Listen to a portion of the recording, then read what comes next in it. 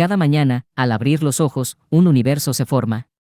Un universo tejido de sonidos, de luces, de formas que solo cobran sentido al ser miradas por algo más que pupilas, por esa chispa invisible, luminosa, que llamamos conciencia. ¿Pero qué es esta presencia silenciosa que habita dentro de nosotros? No tiene forma, ni peso, ni frontera. Y sin embargo, lo abarca todo. Es la que nos permite sentir el día, no solo vivirlo. Es la que da nombre al café amargo, al viento fresco, al rostro amado. Sin ella, el mundo seguiría existiendo, pero no tendría testigo. Neurológicamente, nuestro sistema nervioso es una maquinaria compleja. Opera en módulos, analiza por partes, clasifica estímulos, un color por aquí, un sonido por allá. Pero la conciencia, ese misterioso alquimista, lo junta todo, lo mezcla, lo baña con emoción, con memoria, con intención. Y así, transforma fragmentos dispersos en una sola experiencia viva. Caminar, pensar, decidir, amar, temer. Todo eso pasa en ese instante mágico donde el mundo externo y nuestro universo interno se abrazan. La conciencia es ese espejo que no solo refleja, sino que también interpreta. Es la luz tenue con la que miramos hacia adentro, aun cuando todos los focos están apagados por fuera. Y en lo cotidiano, aunque no lo notemos, está siempre ahí. Es la frontera entre existir y saber que existimos. Hay una voz que nadie más oye. Una que aparece cuando todos se han ido. Esa voz es la conciencia moral.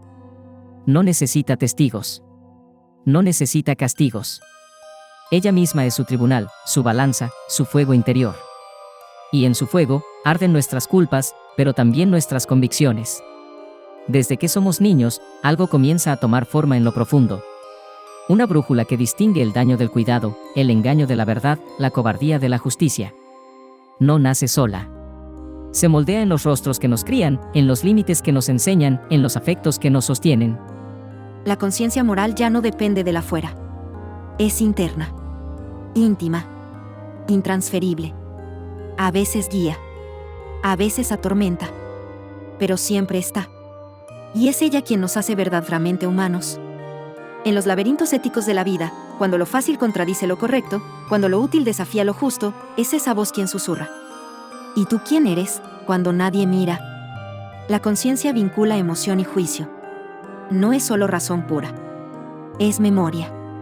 Es el dolor que sentimos cuando hacemos daño. Es la paz que nos inunda cuando actuamos con integridad. Es el temblor que precede a toda decisión con peso. Los estudios neurocientíficos confirman lo que la intuición ya sabe. Que cada juicio ético se teje entre sistemas neuronales, emociones previas y recuerdos activados. Pero lo que la ciencia no puede medir del todo es ese sentido de deber que nos sacude por dentro. La conciencia moral no exige perfección. Solo exige verdad. Y cuando no la hay, ella no acusa. Nos observa. Y su mirada, a veces, duele más que cualquier castigo del mundo. La conciencia no solo nos permite existir, nos convierte en protagonistas de lo que ocurre en nosotros y a nuestro alrededor.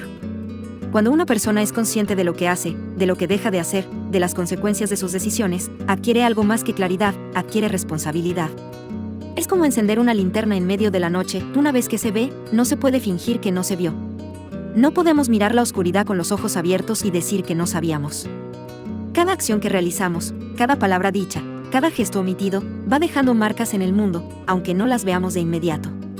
Y la conciencia es la que nos recuerda que esas marcas no son ajenas, sino obra nuestra. Nos guste o no, llevamos la tinta con la que se escriben muchas de las historias de otros. El verdadero conflicto comienza cuando sabemos que algo está mal y aún así lo dejamos pasar.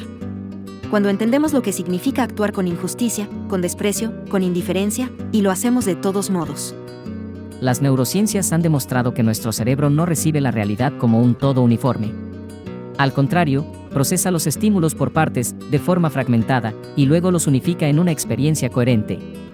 Pero eso es justo lo que nos otorga responsabilidad, entender el conjunto, relacionar causa y efecto, saber que una palabra hiriente puede dañar años de confianza, o que una omisión puede tener el mismo peso que un acto directo. Y ante esa comprensión, la conciencia deja de ser una compañía pasiva. Se convierte en una presencia que exige respuesta. Una vez que se ha encendido esa luz interior, no podemos caminar como si no supiéramos dónde estamos pisando.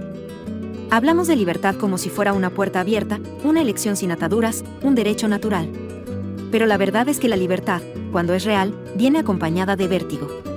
La conciencia nos da esa libertad, pero no como un regalo, como una carga.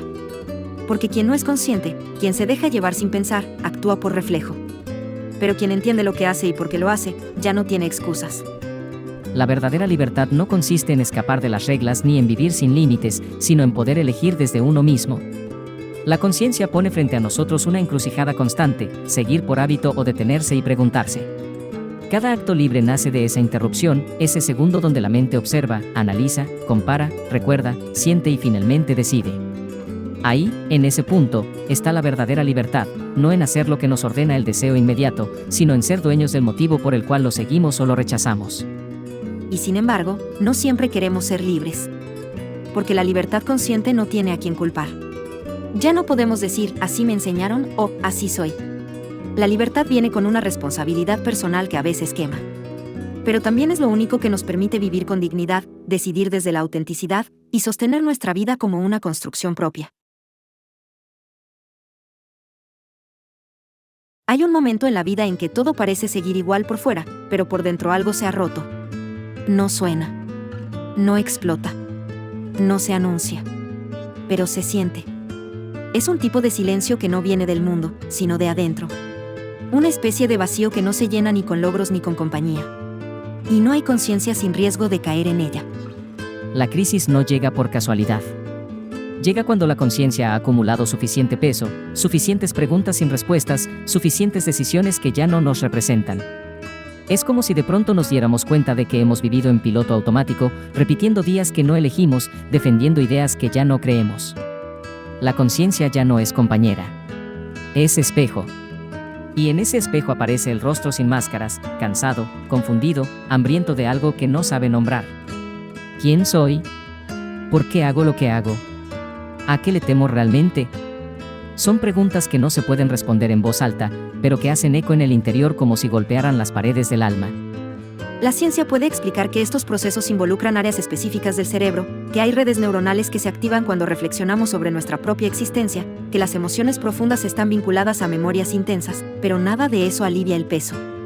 Porque este no es un problema técnico, es un choque con el vacío. Es entender que podemos vivir toda una vida sin saber por qué, y que quizás ya estamos a la mitad del camino. Y, sin embargo, no todo está perdido. Porque si se atraviesa esta tormenta sin rendirse, se sale del otro lado con una mirada distinta. Más simple. Más real. Una conciencia que ya no necesita adornos ni títulos, sino verdad. Hay una verdad que no se puede negociar, vamos a partir. Y aunque todos lo sabemos desde niños, pocos lo entienden de verdad. La conciencia del adiós no se activa con una frase.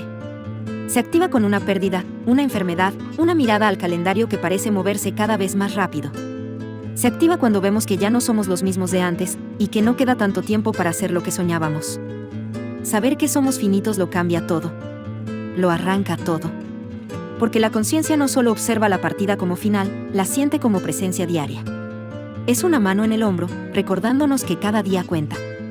Lo que antes parecía urgente, el dinero, la aprobación, el conflicto trivial, se vuelve pequeño frente a la certeza de que todo esto termina. La conciencia de la mortalidad afila nuestras prioridades. Nos obliga a dejar de perder el tiempo con vidas que no sentimos nuestras. Y sin embargo, no es solo una amenaza. La conciencia del adiós es también el mayor regalo de la vida. Porque solo cuando sabemos que se acaba, valoramos lo que dura. Vivimos más plenamente cuando sabemos que el reloj no se detiene, que cada segundo cuenta, que el amor, el perdón, el coraje y la verdad tienen un precio, el tiempo que no volverá.